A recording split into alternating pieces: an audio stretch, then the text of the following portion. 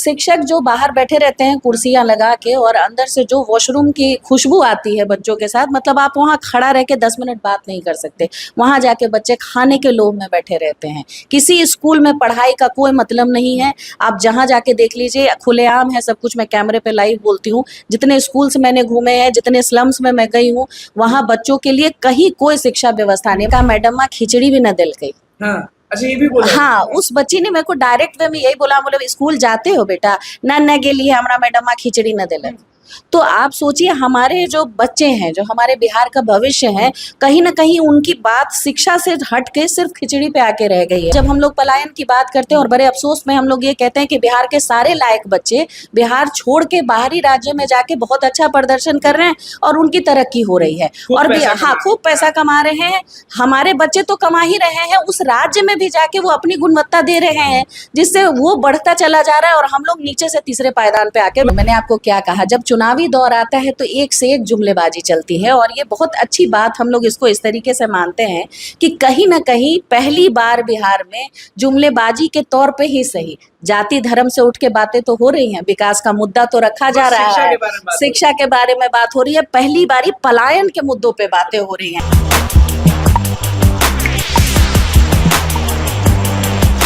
देखिए, सारे जगह हम लोग जा रहे हैं और सारे नेताओं से पूछ रहे हैं, सारे नेताओं से बात कर रहे हैं शिक्षा के बारे में, रोजगार के बारे में, और अभी सबसे ज्यादा जिसमें गहमा गहमी है वो है डोमिसाइल नीति लागू करवाने वाला मुद्दा। सबसे पूछ ही रहे हैं।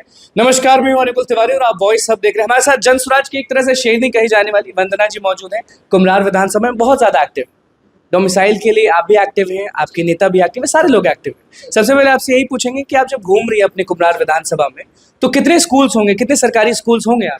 देखिए, यहाँ पे सरकारी स्कूल में बालिका विद्यालय तो कुम्हरार विधानसभा में एक ही पड़ता है और प्राथमिक विद्यालय जो हैं गिने चुने कुछ विद्यालय हैं जिनकी स्थिति इतनी दयनीय है कि आप वहाँ भेड़ बकरी भी नहीं बांध सकते, जहाँ बच्चे जाके पढ़ रहे हैं।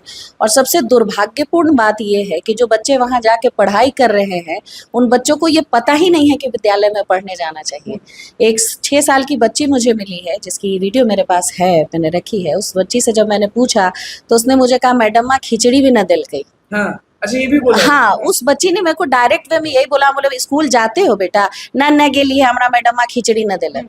तो आप सोचिए, हमारे जो बच्चे हैं, जो हमारे बिहार का भविष्य है, कहीं ना कहीं उनकी बात शिक्षा से हट के सिर्फ खिचड़ी पे आके रह गई है। जाएंगे तो खाना मिलेगा। दूसरा, जो परिवारों से बातें हुई, उन्होंने ये बताया कि बच्चों को ड्रेस पहना के स्कूल भेजते हैं और वहाँ की जो टीचर्स हैं वो बच्चों का ड्रेस उतार के फोटो खींच के भेज देती है और हाथ में चूड़ा दे के भेजती है कि लो जाओ और खाओ। ये स्थिति है हमारी शिक्षा व्यवस्था, ऐसी है बिहार में। इस शिक्षा व्यवस्था के बल पे हम लोग कहाँ तक लड़ाई लड़ेंगे और बच्चों को अभी से हम लोग मजदूर बनने के। नीतीश कुमार तो उसी के लिए वोट मांग रहे हैं और उसी के लिए जाने जा रहे हैं कि हमने बिहार में जितना नौकरी दिया है, हमने बिहार में जितना शिक्षक दिया है, वो पूरे विश्व में किसी ने नहीं दिया, ऐसी लाइन कहते हैं। देखिए, मैं उन पे बहुत ज़्यादा टिप्पणियां करती नहीं रहूँगी, जितनी बिहार की जनता है।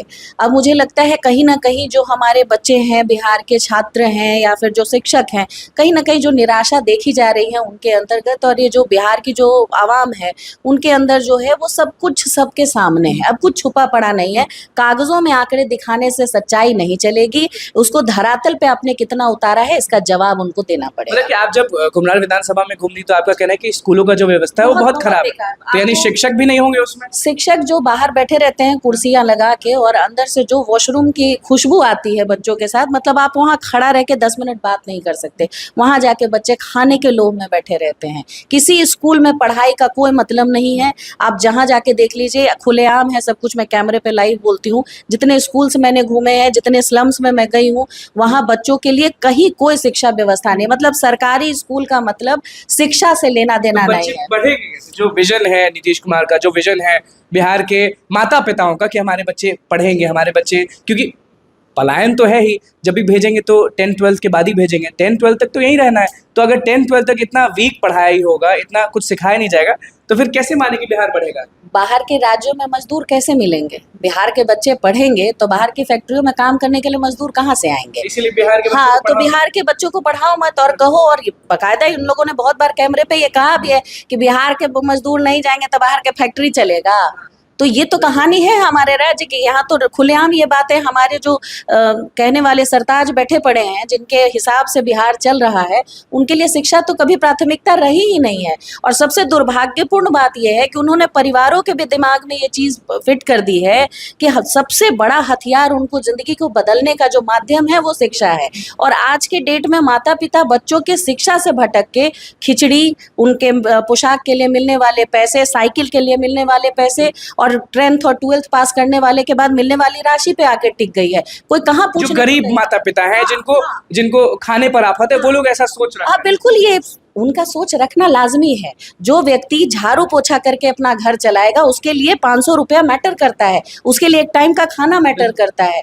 तो वो बच्चे क्या सोचेंगे? तो उस बच्चे के लिए तो आपने शिक्षा का मतलब खत्म कर दिया, शिक्षा के मायने खत्म है। और अगर जनता शिक्षित नहीं है तो बट ऑब्वियस है शोषण होगी और इनका झंडा उठाने के लिए बची भीड़ बनेगी। 600 रुपए में उठा दिया, हाँ, 1000 रुपए में उठा दिया। आप राज करने के लिए आपने आज भी लोगों को मानसिक गुलाम बना रखा है और लोगों की मानसिकता का जो हनन करते नजर आ रहे हैं कहीं ना कहीं। इस व्यवस्था से इसको बाहर निकलना चाहिए। अभी सबसे बड़ी बहाली है बीपीएससी टीआरई, जो शिक्षकों की बहाली है, उसको लेके सारे लोग गुणगान कर रहे हैं। तेजस्वी यादव कभी कह देते कि हम करवाए हैं, वो करवाए हैं। तो अभी डोमिसाइल नीति बहुत चल रहा है। बच्चे चाहते हैं कि जो अभी बीपीएससी टीआरई 4 आएगा उसमें डोमिसाइल नीति लागू हो जाए, 90% बिहार के अभ्यर्थी रहें और 10% बाहर ही रहें। तो आप इससे सहमत हैं? आवाज उठाएंगे, आवाज बुलंद करेंगे? नहीं, मैं बिल्कुल इसके लिए आवाज बुलंद करूंगी और ये नीति होनी चाहिए। बिहार की प्रतिभा को बिहार में रहने का मौका मिलना चाहिए। हम लोग बचपन से ही सुनते आ रहे हैं सन ऑफ द सॉइल। हाँ। इसका मतलब कि जब बिहार के जो बच्चे हैं, बिहार के संसाधनों पे उनका अधिकार पहले होना चाहिए। आज जब हम लोग पलायन की बात करते हैं और बड़े अफसोस में हम लोग ये कहते हैं कि बिहार के सारे लायक बच्चे बिहार छोड़ के बाहरी राज्य में जाके बहुत अच्छा प्रदर्शन कर रहे हैं और उनकी तरक्की हो रही है और हाँ खूब पैसा कमा रहे हैं। हमारे बच्चे तो कमा ही रहे हैं, उस राज्य में भी जाके वो अपनी गुणवत्ता दे रहे हैं, जिससे वो बढ़ता चला जा रहा है और हम लोग नीचे से तीसरे पायदान पे आके बैठे शुरू कर भी रहे हैं तो बाहर कर रहे हैं। बट ऑब्वियस है आपके बिहार में निवेशक नहीं आएंगे, ठीक है। बिहार से मजदूर आपने बाहर भेज दिया, बिहार को आपने ऐसा विकसित रखा नहीं है, रास्ते के अलावा बिहार में कुछ नहीं है। तो आप बताइए कोई व्यक्ति पूंजी निवेश करने बिहार क्यों आएगा? बिहार का कोई विजन नहीं है।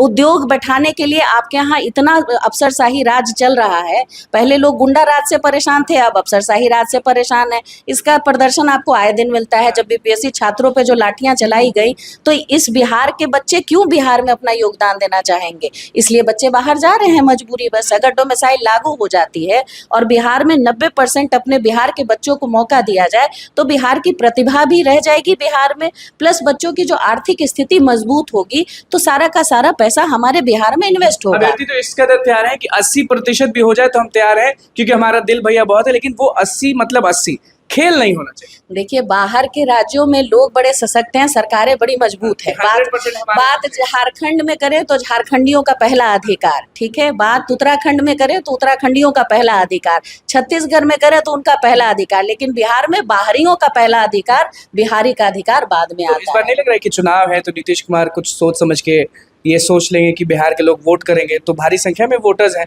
तो ऐसा नहीं कि डोमिसाइल नीति लागू कर देंगे? देखिए नीति लागू कर दें, हम लोग ये बात चाहते हैं कि अगर जुमलेबाजी करने में सरकारें बहुत आगे रही हैं चुनावी पक्ष को लेकर के, तो जुमलेबाजी में भी अगर बिहार के बच्चों का भला होता है तो इससे हम लोग कहीं परहेज नहीं रखते हैं। भला होना चाहिए किसी भी माध्यम से। आप जिससे जंगल राज कह रही हैं वो तो डोमिसाइल नीति पर पूरा गरज रहे हैं, वो सीधे कह रहे हैं कि डोमिसाइल नीति लागू होना चाहिए, हम चाहते हैं।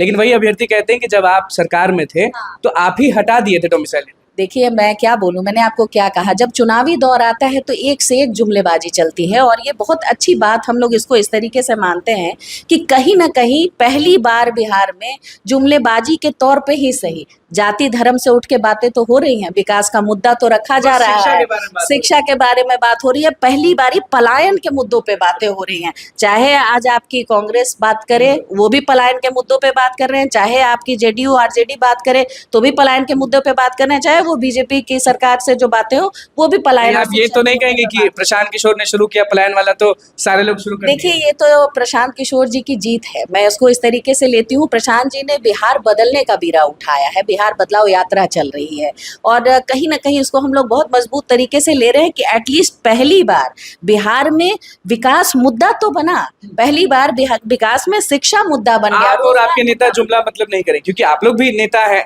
आप लोग भी किसी पार्टी से आते हैं, तो अगर तेजस्वी यादव चुनावी माहौल में डोमिसाइल नीति मान लीजिए कह रहे हैं, तो कहीं ना कहीं वंदना भी घूम रही है, वंदना जी भी महिलाओं के बीच में जा रही हैं, क्योंकि हम एक जगह पहुंचे थे जहाँ रोड बहुत खराब था, वहां भी अभी भी आपका नाम लिया जा रहा था। तो कहीं ना कहीं ऐसा तो नहीं समझे कि वंदना जी भी पहुंच रही है, झूठा वादा करती है? देखिए, पहली बात तो ये कि मैं कभी किसी राजनीतिक पार्टी से रही नहीं हूँ। आपने जितनी भी हमारी जो सभाएं देखी हैं या जिन लोगों से आप मिले होंगे, आप पूछिएगा, वंदना उनको कहती है, वंदना कुम्हार की बेटी है। मैं अपना घर मजबूत करने का प्रयास कर रही हूँ। चुनावी दौर तो बहुत दूर है, क्या होता है नहीं होता है ये मुझे नहीं पता, लेकिन एक प्रयास से अगर व्यवस्था सुधरती है, व्यवस्था में परिवर्तन होता है, तो हम लोग इसी व्यवस्था परिवर्तन के लिए तो आए हैं। चाहे वो प्रशांत किशोर पहल कर रहे हो, चाहे वो वंदना पहल कर रही हो। आज जिन सड़कों के लिए वंदना ने आवाज उठाई है, उन सड़कों का टेंडर निकला है।